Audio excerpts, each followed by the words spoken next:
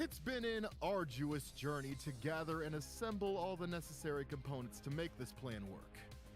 But now, at long last, they're ready! Sonic is undeniably the hero of the world. But building a better Metal Sonic won't suffice. Sonic is more than just raw power. He's about style, attitude. I need that indomitable spirit, that roguish charm. However, since it is a liability as much as it's a boon... You thought you could touch me? Pathetic! Surge will replace him, and I will keep the bravado on a leash. Hey everyone, Rascal here. And Mama, welcome to our channel Paws On Animation and our Paws On Comic segment. And today we're covering the Sonic mini-series called Imposter Syndrome. Now, this is yet another mini-series from the IDW Sonic comic series we've been reading, and this one takes place between volumes 12 and 13, right? Yes. Introducing two new characters, Surge and Kitsunami, with great name, created by Dr Starline. Ugh. Now yet another attempt to prove himself to be Dr Eggman. He creates his own twisted version of Sonic and Tails to cause chaos. But before we start, be sure to like, subscribe, and click notifications of future podcasts and Little Paws videos. And thank you so much for joining us today. Subscribing, sharing our videos, commenting, everything you do, specials. We appreciate it so much. Thank you, thank you, thank you. Yes.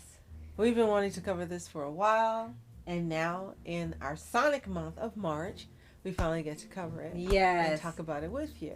Yes.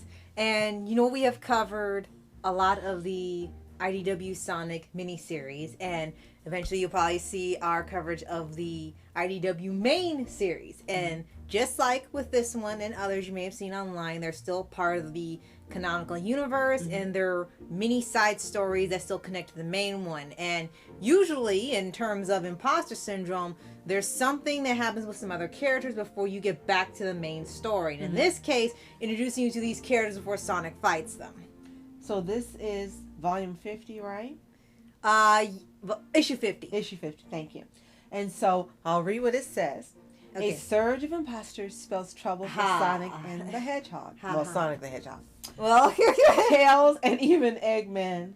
Dr. Starline is pulling every tool from his kit as he creates his fastest and smartest inventions. An all-new miniseries from Sonic writer Ian Flynn, Impostor Syndrome #1, will have readers seeing double. Well, I didn't have that, but I know we were upset that it took so darn long to get back to this storyline. Right, right. Because when you read, if you're reading like every issue in order, every volume in order, you notice it cuts off when they get to some unknown lab. And then if you go immediately to the next one, you're probably thinking, well, you probably didn't miss much, right? No, you probably do. Yeah. When you read this, you'll see there'll be some things that fit in the blink. If you happen to just skip this and go forward, no, it doesn't interrupt it altogether, but it does get you to know the characters, because it might seem a little weird in some things they say and what their situation is.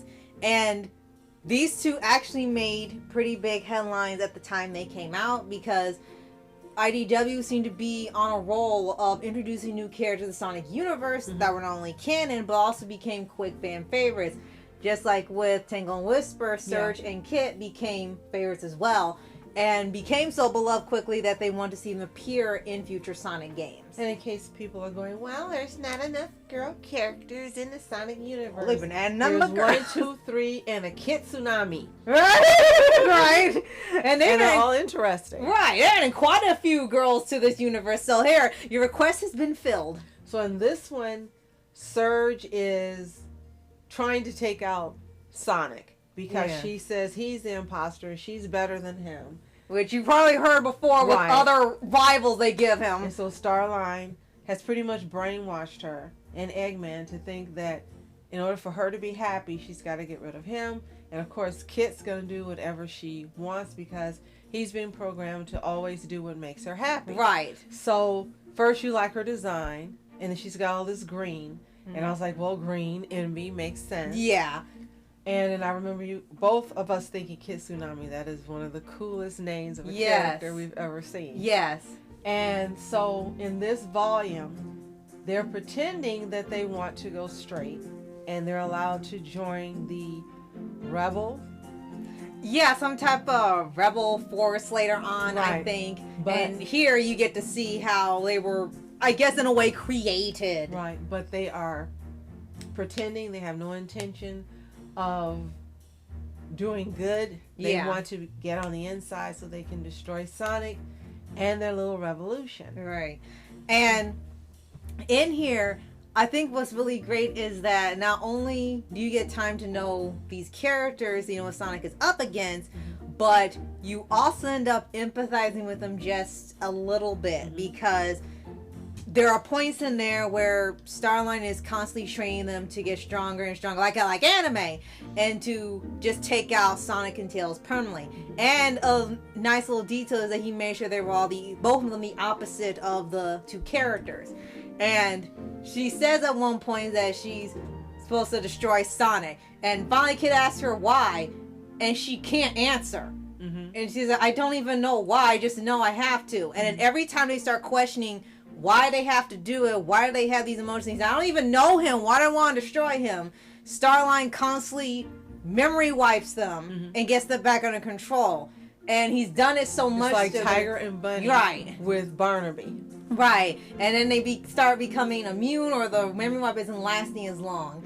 And as you go through the story, they discover that, as Mom had mentioned, they had been taken and brainwashed by Starline.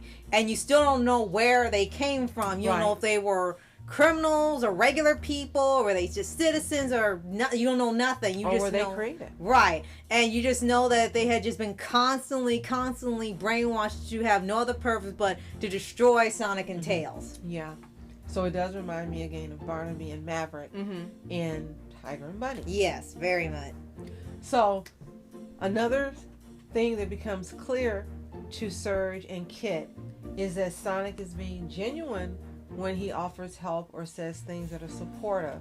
And you see her say a couple of times, you really mean that, don't you? And she's kind of stunned because, of course, she's been brainwashed to think everything he says is a lie. And you can see that the so-called pretend redemption is beginning to actually take place for them. Yes. And of course, Kit's gonna follow because whatever makes her happy, he does. Yeah. But you can see she's learning Sonic is genuine. He's not trying to brainwash her like everyone else has done it. They've known prior. Right. Because the way they have it, and they stay pretty much with these three characters almost to the end of the miniseries, and like you said, leads up to the big battle, and that ends up becoming its own arc, leading right into the next one, because it gets pretty brutal by the time it gets there. So they did a great job setting up.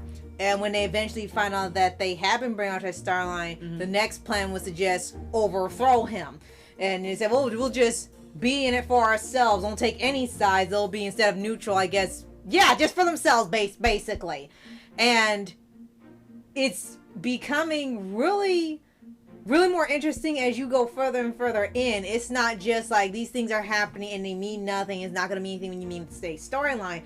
All this is setting up an arc and taking its time. And you see how these characters are starting all the way to them actually having a redemption arc as you get further into the main series. So it's cool how they've set up from the beginning point to a near end point. Yes. And I was hoping that the identity of, what's the shapeshifter's name? Mimic. Thank you, was gonna happen. I kept hoping. Are they gonna find out? Are they gonna find out? Are they gonna No! find out? Yeah. Some things they kept pushing to other issues, and it's like, I guess they said one thing at a time. I guess so, yeah. But this is one of the ones I really like a lot, as I let you know. Right. And the character's interesting, and I'm glad that they're getting a redemption arc. Yeah. Because for whatever reason, Surge and Kit are popular and they're liked. Right. And you want them to have a change of heart. And they do end up having a change of heart, which is great. Right. And more thing definitely want to mention is that when you get towards the end, they do a great cliffhanger because they've been sort of teasing them in the main story when a forest fire happens, but they said it's been caused by lightning, but there's been no rain. And you know, the first thing you think is, well, Eggman did it because he's behind everything, but for once it wasn't him, and he has no idea any of this is being made. Oh, woe is him. Right.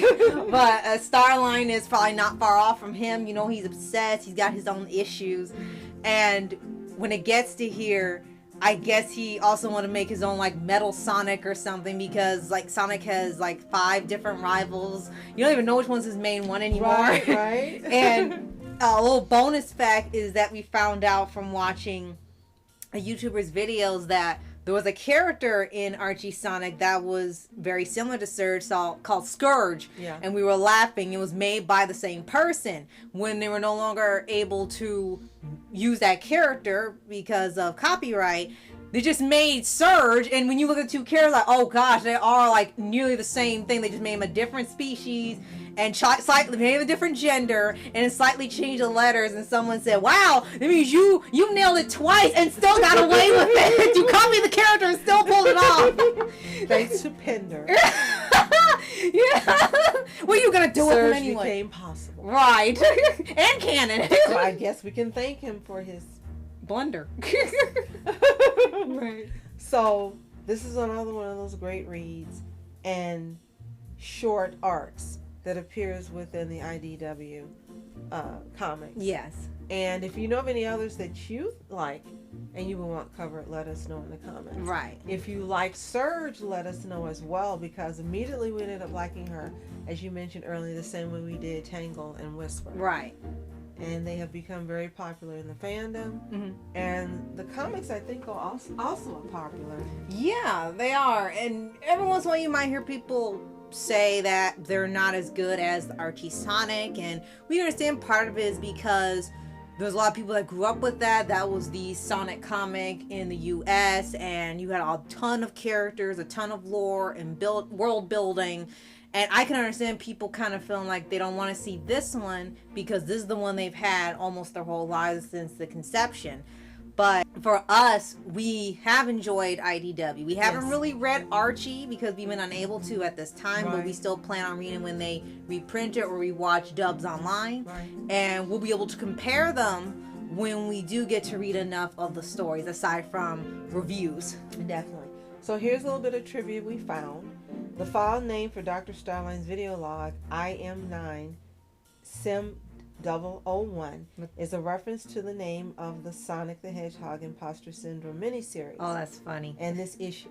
Oh, and that's right. They even mentioned Starline won't shut up. He's always video diaring himself and talking. So you film when you eat for breakfast. He doesn't shut up. Like Eggman. Right. Surge's running style in this story mirrors classic Sonic's running animation in the console PC version of Sonic Generations, while Kit's mirrors Tails' running animation in most 2D titles. Right, which is really clever references. One of the citizens on page 10 bears a resemblance to Ian Muchler's avatar that he made in the Sonic Forces, and his name Ian Jr. Oh my gosh, this is an infamous version of the avatar that is being seen in the Sonic the Hedgehog 30th Anniversary Symphony during the Sonic Forces medley, and his cameo was added at the request of Natalie Fordrain. Ooh, okay. A little extra facts. 2 more. On page 12, Surge has her hands on her hips and taps her foot impatiently in a similar way to one of Sonic's idle animations from the original Sonic the Hedgehog. Yes, we've seen those many times. And last, on page 14, Kitsunami's name is misspelled as Kitsunami. Okay, well, oh, that's a completely different person. So if you've read The Impostor Syndrome, let us know in the comments. Did you love it? Did you hate it? Did you think it was meh?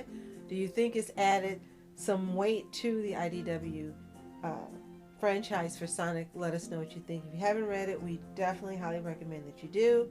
You will enjoy it. And then come back and tell us what you think. And if you haven't already, subscribe for updates, weekly reviews for your anime series, anime shows, and all things animation. Absolutely. Thank you so much for joining us today. We hope you're enjoying Sonic Month that replaces Pokemon Month.